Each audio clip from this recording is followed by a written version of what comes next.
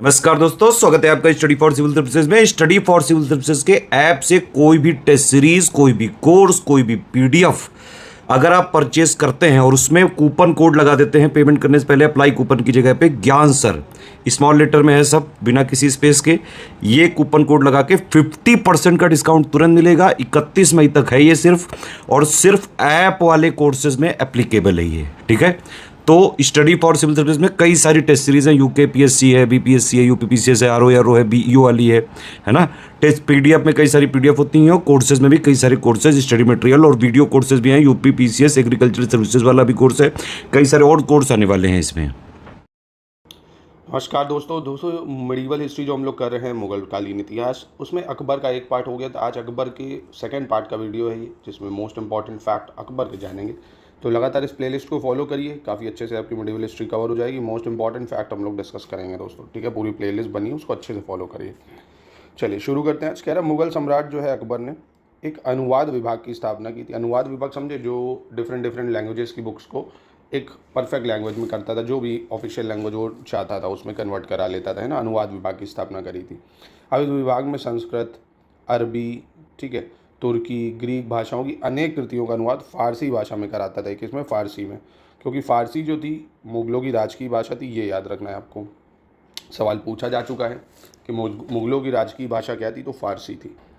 फिर हल्दी घाटी युद्ध के पीछे अकबर का जो मुख्य उद्देश्य था वो राणा प्रताप को अपने अधीन लाना था, ठीक है, राणा प्रताप को। और अकबर ने अप्रैल 1576 ईस्वी में मान सिंह के नेतृत्व में, किसके? मान सिंह के नेतृत्व में 5000 सैनिकों को राणा प्रताप के विरुद्ध भेजा था। कितने सैनिकों को? 5000 सैनिकों। अब अकबर पहला मुस्लिम शासक था जिसने इस बात का अनुभव किया कि मुगल साम्राज्य की सुदृढ़ता के लिए भारत की जो बहुसंख्यक हिंदू जनता है उसका सहयोग प्राप्त करना आवश्यक है। और उसने हिंदू मुस्लिम समुदाय को राष्ट्रीय एकता के सूत्र में बांधने का प्रयास भी किया, ठीक है। अकबर एक महान शासक था जिसका साम्राज्य अफगानिस्तान, कश्मीर से लेकर गोदावरी नदी के किनारे तक विस्तृत था। बात समझे कितना हो गया? मतलब पूरा जो भारत है हमारा, अफगानिस्तान से लेकर यहाँ गोदावरी, आंध्र प्रदेश, इतना बड़ा साम्राज्य था उसका, ठीक है, काफ़ी बड़ा साम्राज्य था। वह एक धर्मनिरपेक्ष शासक था, संपूर्ण सत्ता उसी में निहित थी। फिर भी वह प्रशा के जो फेडरिक महान है और इंग्लैंड की रानी एलिजाबेथ की तरह जो था प्रबुद्ध निरंकुश शासक कहा जाता है। निरंकुश मतलब जिसपे जो अपनी चलाता था, है ना, जिसपे किसी की रोक टोक नहीं होती थी। अब जिसके शासनकाल में कानून की दृष्टि में सभी समान भी थे, ऐसा कहा जाता है। अकबर के शासनकाल के 9वें से लेके 30 वर्ष तक का जो दीवान पद है वो मुजफ्फर खां तुरुबती, राजा टोडारमल एवं ख्वाजा शाह मंसूर के हाथों आता जाता रहा। दीवान आर्थिक मामलों एवं राजस्व का सर्वोच्च अधिकारी होता है। दीवान पता है ना, जो रेवेन्यू ऑफिसर होता है एक तरह से, ठीक है। फिर मुगल बादशाह अकबर ने मनसबदारी व्यवस्था लागू की, पता होगा आपको, अपने शासनकाल के 11वें वर्ष में। मनसब प्राप्तकर्ता 3 वर्गों में भागते। जो मनसब थे एक तरह से 3 वर्ग में विभाजित कर दिया। एक 10 से 500 तक उमरा, 500 से 2500 तक अमीर और 2500 से ऊपर आमीर आजमत कहलाते थे, समझ लो। और इसके अलावा जात और सवार की दृष्टि से भी 3 श्रेणियों में बांट दिया। मनसबदारी प्रथा लगा दी एक तरह से, मतलब लोगों को पैसों के आधार पर, कितना पैसा किसको देना उसके आधार पर डिवीजन कर दिया। अब जो बिहारी मल था वो पहला राजपूत था। बिहारी मल पहला राजपूत राजा था जिसने स्वेच्छा से अकबर की अधीनता स्वीकार की थी। और इसी राजपूत कुमारी से शहजादे सलीम यानी जहांगीर का जन्म भी हुआ। किस राजकुमारी से? बिहारी मल जो था पहला राजपूत था, अकबर की सुधानता जिसने कर ली थी। अकबर ने सूफी मत में अपनी आस्था जताते हुए चिश्तिया संप्रदाय का समर्थन किया था। इसने चिश्तिया संप्रदाय का। ख्वाजा मोइनुद्दीन चिश्ती की अजमेर स्थित जो दरगाह है पर दर्शन है तो अक्सर जाता था, यही जाता था। कहाँ? मोइनुद्दीन चिश्ती की जो अजमेर में दरगाह है। संत अथवा समर्थ रामदास महाराष्ट्र के महंत महान संत थे। कौन? संत तथा समर्थ रामदास। अब इनका जन्म 1508 में हुआ था, मृत्यु 1582 में। गुरु रामदास जो थे वो सिख संप्रदाय के चौथे गुरु थे जो अकबर के समकालीन थे। आपको याद रखना है, पूछे जा चुके हैं प्रश्न, वही हैं सब। गुरु रामदास जो थे वो सिख संप्रदाय के चौथे गुरु जो कि अकबर के समकालीन थे। आपसे पूछ सकता है कौन से सिख गुरु अकबर के समकालीन थे, तो गुरु रामदास सिंह, ठीक है। महाम अनगा जो है, महाम अनगा के पुत्र आदम खां, महाम अनगा के पुत्र आदम खां को 1562 ईस्वी में अकबर ने स्वयं मारा था, ठीक है, क्योंकि उसने अकबर के प्रधानमंत्री जो है अतगा खां की हत्या कर दी थी। दुर्गावती जो थी वो गोंडवाना के हिंदू राज्य की योग्य शासिका थी। कौन? दुर्गावती। अकबर के आक्रमण जो 1564 में हुआ उसके फलस्वरूप शत्रु से घिर जाने पर इस वीर रानी ने आत्महत्या भी कर ली थी। किसने? दुर्गावती ने। आगे 1565 में मारवाड़ के शासक राव चंद्रसेन ने, किसने, राव चंद्रसेन ने भद्रा जून में मुगल सेनाओं का सामना किया, लेकिन चारों तरफ से घिर जाने के कारण उसे भी हार का सामना करना पड़ा। फिर राव चंद्रसेन ने 1589 ईस्वी में सोजन पर अधिकार कर लिया। अतः अकबर ने पुनः सेनाएं भेजकर उस पर आक्रमण कराया, लेकिन वो जो था वो पहाड़ी क्षेत्र में चला गया और 1581 में फिर उसकी मृत्यु हो गई, मतलब भाग गया था, हाथ नहीं आया था उसके। कौन, राजा चंद्रसेन। मेवाड़ राज्य ने अकबर की संप्रभुता स्वयं स्वीकार नहीं की थी।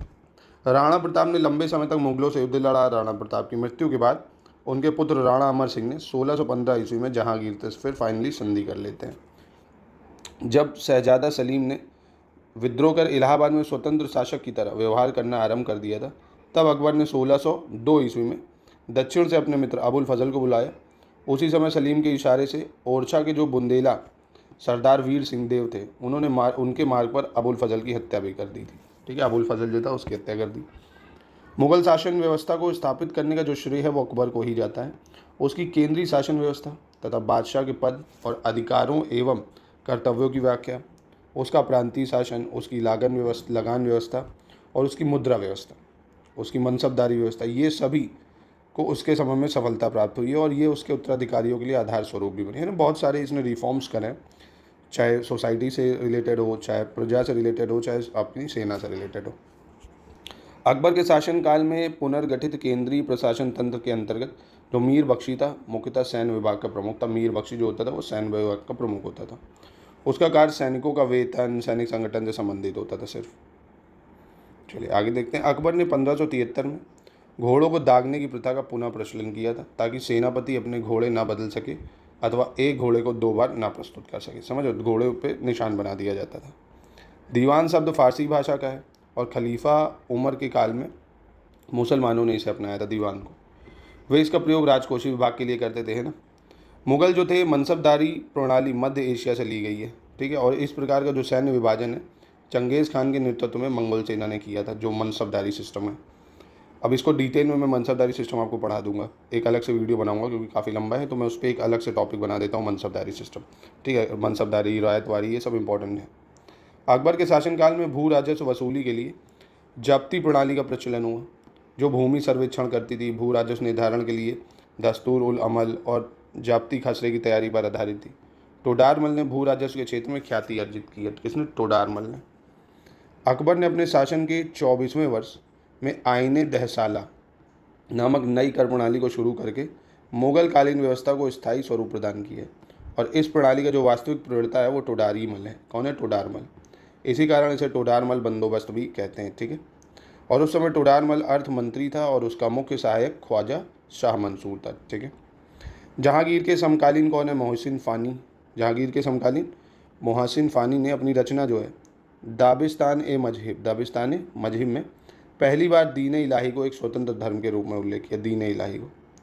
फिर बात करते हैं तुर्की सुल्तान का जो महल है, इतना सुंदर है कि पर्सी ब्राउन ने, किसने? पर्सी ब्राउन ने उसे स्थापत्य कला का मोती कहा है। किसको कहा है? तुर्की सुल्तान का जो महल है उसको।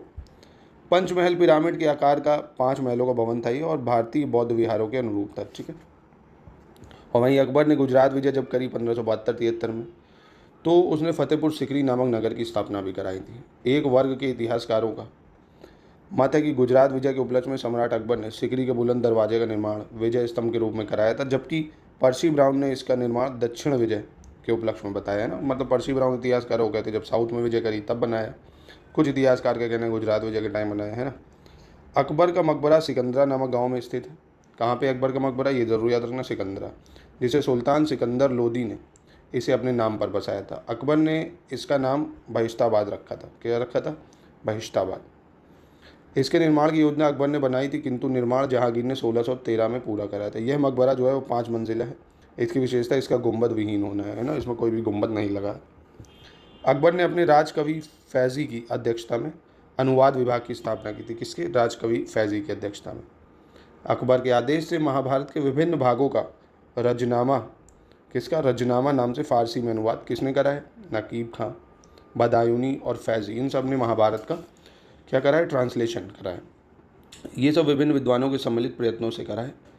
इसके अतिरिक्त जो बदायूनी है उसने रामायण का, फैज़ी ने लीलावती का और अबुल फजल ने कालिया दमन का और फारसी में अनुवाद किया। दोस्तों ये सब जो देख रहे हो फैक्ट, ये आपको कहीं नहीं मिलेंगे, सिर्फ एक मतलब मिलेंगे बहुत सरकारी बुक आपको देखनी पड़ेगी, ढूंढनी पड़ेगी, सब एक ही जगह कंपाइल्ड होकर मिलता है स्टडी फॉर सिविल सर्विसेज में। अभी भी इसके अगर आप नोट्स लेके, बहुत समय आपको मिल गया, कंप्लीट नोट्स अगर हमारे आप ले लोगे, है ना, इन नंबरों पे कांटेक्ट करके, तो आपको अच्छी तैयारी आपकी हो जाएगी, कहीं से बार बार बुक्स का चोचला नहीं पड़ेगा।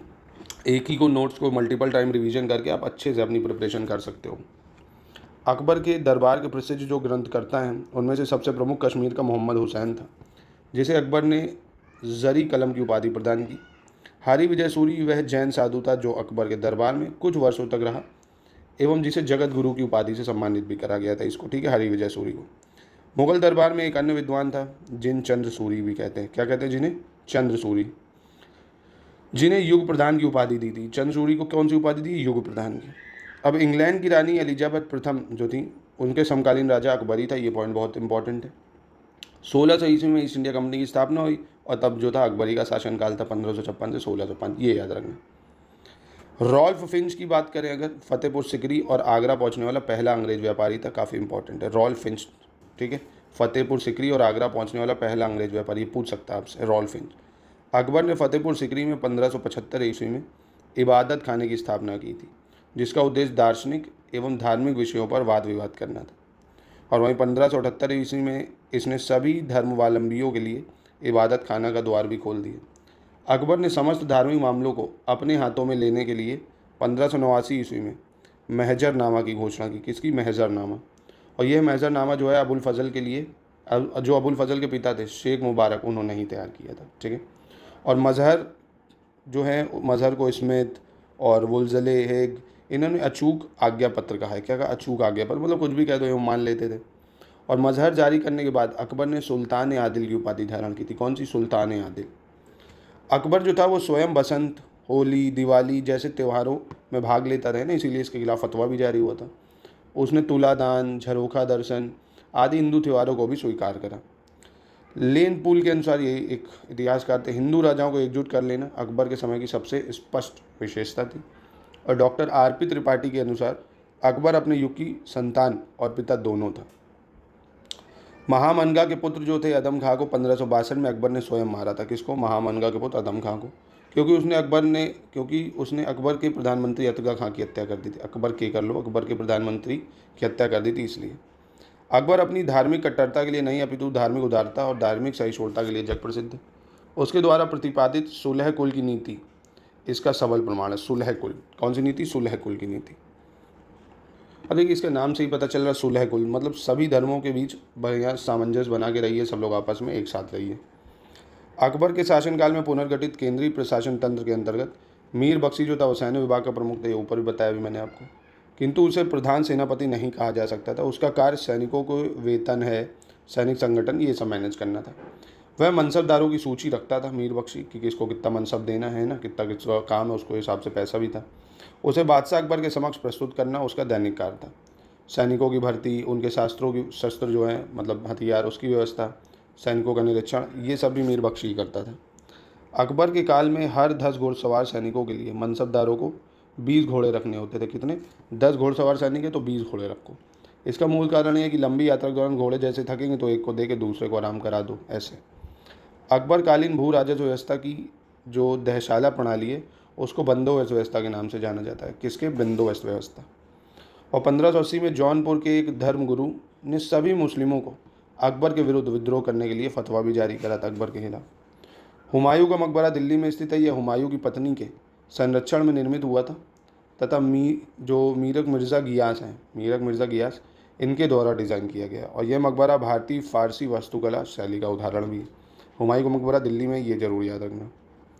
फिर मुगलकालीन विद्वान अबुल फजल ने अमेरिका की खोज का उल्लेख किया। किसने? अबुल फजल ने। 1572 ईस्वी में सुलेमान करारनी की मृत्यु के बाद उसका पुत्र दाऊद खां गद्दी पर बैठता है और दाऊद खां ने अपने को स्वतंत्र घोषित कर पटना के मुगल किले पर आक्रमण किया। अकबर ने मुनीम खां को दाऊद पर आक्रमण करने तथा बिहार को जीतने का आदेश भी दिया, ठीक है। चलिए, मुनीम खां ने दाऊद को एक युद्ध में पराजित किया। दाऊद इब्राहिम नहीं है, ठीक है। और 1574 में बिहार पर मुगलों का आधिपत्य हो गया। 1574 में बिहार पर मुगलों का आधिपत्य होता है और पराजित होने के बाद जो दाऊद है वो बंगाल भाग जाता है। पर 12 मार्च 1576 को टोडार मल खां और हुसैन कुली खां ने मिलकर दाऊद को पूर्णतः पराजित किए और 1576 ईस्वी में बंगाल और बिहार को मुगल साम्राज्य में पूरी तरह मिला लिया। तभी तो बंगाल बिहार ये सब फिर बाद में ब्रिटिशर्स हॉक देंगे, यहाँ पे कब्जा कर लेंगे। अकबर के दरबार में प्रसिद्ध ग्रंथकर्ता जिनकी एक सूची आईने अकबरी में मिलती है, उसमें सबसे प्रमुख कश्मीर के मोहम्मद हुसैन है वो थे, जिसे अकबर ने ज़री कलम की उपाधि दी थी। ठीक है, तो अकबर ने ज़री कलम की उपाधि किसकी दी थी? मोहम्मद हुसैन को। हरि विजय सूरी वह जैन साधु था जो अकबर के दरबार में कुछ वर्ष तक रहा एवं जिसे जगत गुरु की उपाधि से सम्मानित भी करा। कौन? हरि विजय सूरी। 1582 ईस्वी में अकबर ने उक्त जैनाचार्य को जैन सिद्धांतों को समझने की इच्छा से आहूत किया। मतलब वो सारे ही धर्म समझना चाहता था, इसलिए सबको ही सुनता था अकबर। इनकी विद्वता और चिंतन तथा विनम्रता से प्रभावित होकर अकबर ने कुछ दिनों के लिए मांस भक्षण भी बंद कर दिया था एवं पशु पक्षियों के वध पर भी रोक लगा दी। मुगल दरबार में एक अन्य विद्वान जिन चंद्रसूरी कहते थे, जिन्हें युग प्रदान की उपाधि दी थी। किसको? चंद्रसूरी को। और हरि विजय को कौन सी उपाधि दी थी? इसने जगत गुरु की। 1575 ईस्वी में अकबर ने मनसबदारी व्यवस्था के आधार पर सैनिक संगठन किए। ये सब बुलेट पॉइंट्स में अपने एक A4 शीट निकालिए, बुलेट पॉइंट में जो मैं बता रहा हूँ उसको शॉर्ट में लिख लीजिए, ताकि आप अच्छे से एग्जाम टाइम रिवीजन कर सकें। ये सब कहीं ना कहीं एग्जाम्स में आए हुए हैं, वही सब बुलेट पॉइंट्स हैं। मनसब जो शब्द है उसका अर्थ होता है श्रेणी या पद, है ना, पद के आधार पर डिवाइड कर देते हैं। और मनसबदार का अर्थ उस अधिकारी से होता है जिसे शाही सेना में एक पद या श्रेणी प्राप्त हो। मतलब मनसब बना दिया कि एक तुम इस सेना के मनसब हो, तुम इस सेना के मनसब हो। ये अकबर की व्यवस्था का दशमलव प्रणाली पर आधारित थी। मनसबदारी किस पे थी? दशमलव प्रणाली पर। अकबर ने आगरा से 36 किलोमीटर दूर फतेहपुर सिकरी में 1568-69 ईस्वी में एक राजमहल सह किले का निर्माण आरंभ किया। इनमें जोधाबाई महल, पंच महल, स्वर्ण महल, सुनहला मकान, दीवाने आम, दीवाने खास, मरियम की कोठी, तुर्की सुल्तान, ये सब कोठी, बीरबल, ये सब कोठियाँ बनाई इसे।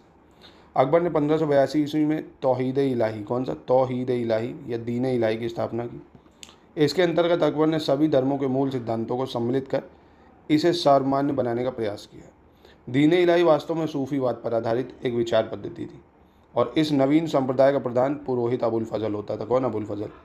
हिंदुओं में केवल बीरबल ने इसे स्वीकार किया था। ठीक है, भारत के एकीकरण के बाद वह मध्य पूर्व और पश्चिम एशिया को एक करना चाहता था, जो एक विश्व साम्राज्य की स्थापना की ओर एक महत्वपूर्ण कदम था। और RP त्रिपाठी ने मुगलकालीन सम्राट अकबर के बारे में ये लिखा है। ठीक है, अब जो मोस्ट इंपॉर्टेंट अकबर के सैन्य अभियान देखते हैं।